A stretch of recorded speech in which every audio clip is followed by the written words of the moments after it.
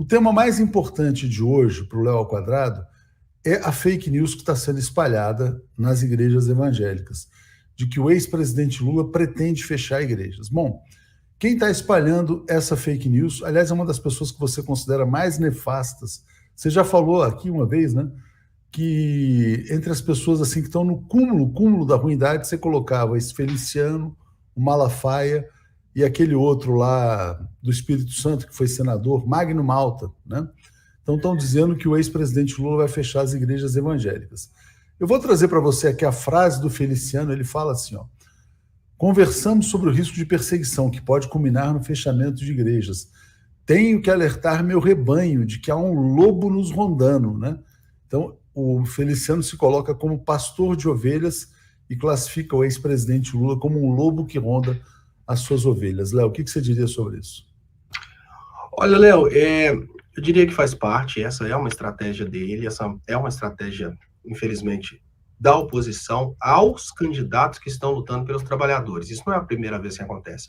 Sempre que tem um candidato que está lutando pelo direito dos trabalhadores, os patrões contratam esses tipos de igrejas e elas falam que se aquele candidato for eleito, ele vai fechar igrejas. Só que eu considero, Léo, interessante ele estar fazendo isso, sabe por quê? Nós chegamos num nível do debate que eu tenho a impressão que essa bobajada não funciona mais. E veja bem, existe uma coisa da economia que eu quero trazer para a comunicação, que é o custo de oportunidade. Durante o tempo que o bolsonarismo está focando nessa coisa de que o Lula vai fechar a igreja, eles não estão trabalhando algo melhor que poderia realmente ser forte contra a campanha do ex-presidente Lula. Então eu acho até interessante, alguma coisa eles estariam fazendo, alguma merda eles estariam produzindo. Enquanto eles estiverem produzindo esse tipo de merda, que eu acho que não tem mais aquele mesmo poder que tinha antes, eu acho que tá legal. E olha que coisa interessante. As pessoas que estariam dispostas a acreditar que o Bolsonaro fecharia, que o Lula fecharia as igrejas, são as pessoas que já estão acreditando que o Lula vai tornar o aborto como uma regra incondicional, que o Lula vai cubanizar o patrimônio de todos e transformar o Brasil no comunismo. Já são essas pessoas que já têm esse problema de capacidade cognitiva. Essas pessoas não são eleitores do Lula de qualquer forma. Então, eu acho que nesse momento eles entram num ciclo de pregar para convertido tão assim de desespero que a melhor forma que a gente faz agora é fazer de conta que eles não estão fazendo isso, não responder isso, porque isso não vai modificar a cabeça das pessoas que gostam do ex-presidente Lula. Eu volto a dizer, por um motivo muito simples. Lula já foi presidente, ainda que ele diga que a retaliação vai acontecer. Agora, por motivos relacionados ao que aconteceu depois do Lula ter sido presidente, eu acho que as pessoas que têm a intenção de votar no Lula de dentro dessas instituições religiosas, elas não vão acreditar nisso, porque elas já foram enganadas demais. O poder de fala deles, com os próprios evangélicos, a respeito de política, diminuiu muito para o número de pessoas dentro dos evangélicos que atualmente já estão apontando votos para o Bolsonaro.